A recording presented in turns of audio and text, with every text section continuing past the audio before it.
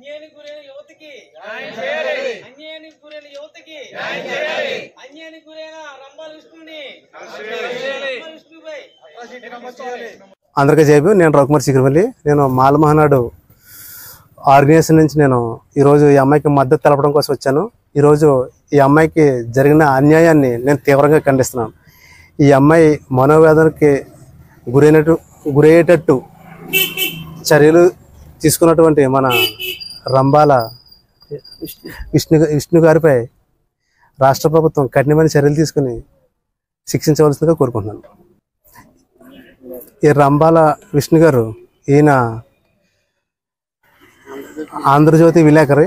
ఈయన ఆంధ్రజ్యోతి విలేకరిగా పనిచేస్తూ ఒక ఇద్దరు ప్రేమికుల్ని విడదీసే ప్రయత్నంలో అబ్బాయిని కంట్రోల్ చేసుకుని అమ్మాయిని మోసం చేసే విధంగా మోసపూరితమైన మాటలు అబ్బాయికి చెప్పి ఈ అమ్మాయిని మోసం చేసే ప్రయత్నంలో అదేవిధంగా అమ్మాయిని కులం పేరుతో ద్వేషించి ఇటువంటి దుష్ట చర్యలకి పాల్పడినటువంటి ఈయన రంబాల విష్ణు గారిపై కఠినమైన చర్యలు తీసుకుని శిక్షించవలసిందిగా కోరుకుంటున్నారు. సమస్యలకు ఖచ్చితమైన పరిష్కారాలు చూపిస్తున్నటువంటి మీడియా సోదరులకు నా హృదయపూర్వక ధన్యవాదాలు తెలియజేస్తా ఉన్నాను. డాక్టర్ బిఆర్ అంబేద్కర్ కోనసీమ జిల్లా కాటికొండ మండలం దొంతుకూరు గ్రామానికి చెందినటువంటి యువతి, ఉప్పూడి గ్రామానికి చెందినటువంటి యువకుడు కూడా 2 సంవత్సరాల నుంచి ప్రేమించుకుంటూ ఉన్నారు. ఆ అబ్బాయి అమ్మాయిని వివాహం చేసుకుంటానని చెప్పేసి ఒకరోజు వీళ్ళ ఇంటికి కూడా వెళ్ళడం జరిగింది. అక్కడ పెద్దలు అబ్బాయిని బంధించి ఈ అమ్మాయి సంగతి ఏంటని చెప్పేసి అడిగేసరికి నేను మా పెద్దలందరినీ ఒప్పించి మా పెద్దలతో వచ్చి నేను ఘనంగా వివాహం చేసుకుంటానని చెప్పేసి చెప్పడంతో అమ్మాయిని నమ్మి అబ్బాయిని వదిలేండి అనేసరికి అక్కడ పెద్దలందరూ కూడా ఈ అమ్మాయి మాటకి గౌరవించి అబ్బాయిని వదిలేశారు. తర్వాత 2 రోజుల తర్వాత వివాహం చేసుకుంటున్నావు కదా ఏంటి ఇంకా రావట్లేదని అడిగేసరికి నేను వివాహం చేసుకోనని చెప్పేసి అబ్బాయి సమాధానం చెప్పడం జరిగింది.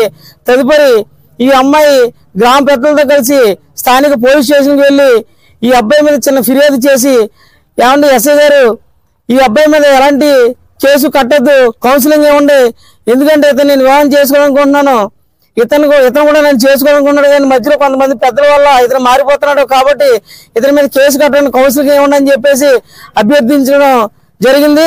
తర్వాత ఈ అబ్బాయి యొక్క తండ్రి స్థానిక ఆంధ్రజ్యోతి విలేకరైనటువంటి రంబాల విష్ణు గారి దగ్గర పనిచేస్తూ ఉంటాడు. అతను వీళ్ళ కుటుంబంలో ప్రతిదీ కూడా చూస్తాడు.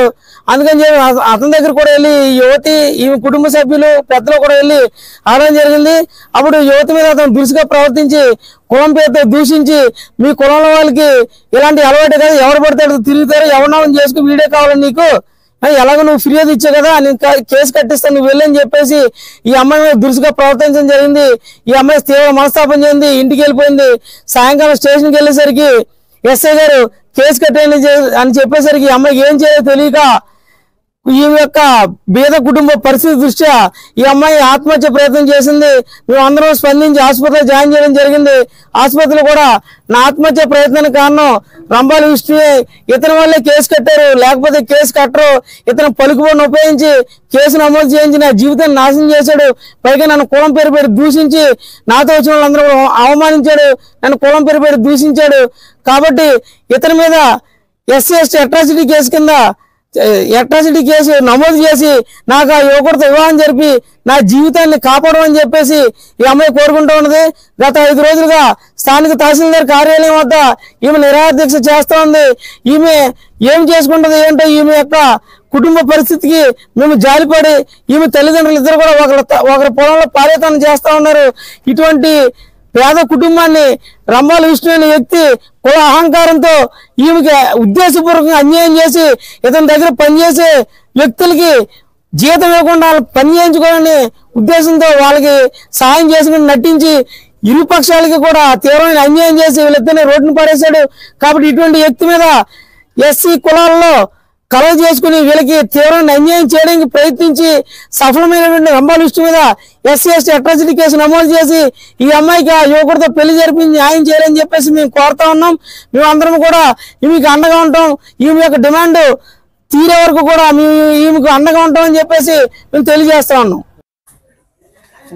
నేను ఒక అబ్బాయి ప్రేమించుకున్నా. మా దొంతుకూరు కట్రుకొండ మండలం. అబ్బాయి పేరు సాపే నాగరాజు. 2 సంవత్సరాలు మట్టించి లవ్ చేసుకున్నాం. రోజు మా ఇంటికి వస్తే మా పేరెంట్స్కి దొరికాడు. నేను పెళ్లి చేసుకుంటాను అమ్మాయిని, పెద్దల్ని తీసుకుని వస్తానని వెళ్ళిపోయాడు. నేను ఫోన్ చేస్తే రావట్లేదంటే నేను చేసుకొని ఏం చేస్తావో చేసుకో అన్నాడు.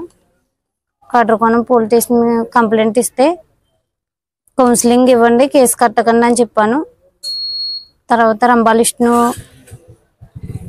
ఆంధ్రజ్యోతి విలేకరు ఆయన దగ్గరికి వెళ్ళి ఇలాగా ఇప్పుడు సంబంధించిన ఒక అబ్బాయి వాళ్ళ నాన్న మీ ఇంటికాడ పనిచేస్తారు కదండి, అబ్బాయిని పెళ్లి చేసుకుందాం అనుకున్నాను, అబ్బాయి కూడా చేసుకుంటానన్నాడు, మీరు చెప్తే చేసుకుంటారు చెప్పండి అంటే ఆయన నన్ను తిట్టాడు.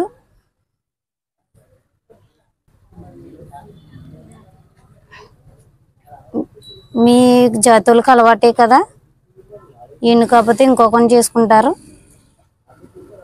నువ్వు వీడే కావాలని అంటున్నావేంటి, నేను కేసు కట్టించేతాను వెళ్ళిపో, వేరే వాడిని చూసుకుని చేసుకో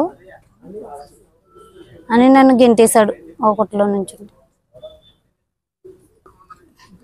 అబ్బాయి అతను చెప్తే అడిగితే చేసుకుంటాడని వెళ్ళామన్నాడు.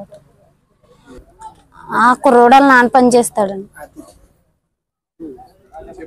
అందుకు నుంచి ఆయన అడగటానికి వెళ్తే నీకు ఆడే కావాలా, వేరే వాడిని చూసుకో, మీకు జాతువులకు అలవాటే కదా, నువ్వు ఆడే కావాలని పట్టుబడుతున్నావేంటి, నేను ఆడి మీద కేసు కట్టించేస్తున్నాను వెళ్ళిపోయి మా లంచాన్ని తిట్టాడు. ఆ అబ్బాయి మీద ఎఫ్ఐఆర్ అయ్యొద్దన్నా ఆయన ఎఫ్ఐఆర్ ఏం చేశారు. నాకు ఆ అబ్బాయితో మ్యారేజ్ కావాలి, నన్ను అది చేసినందుకు రంభాలిష్ణు విలేకరు ఆంధ్రజ్యోతి ఆయన మీద కేసు కట్టాలి.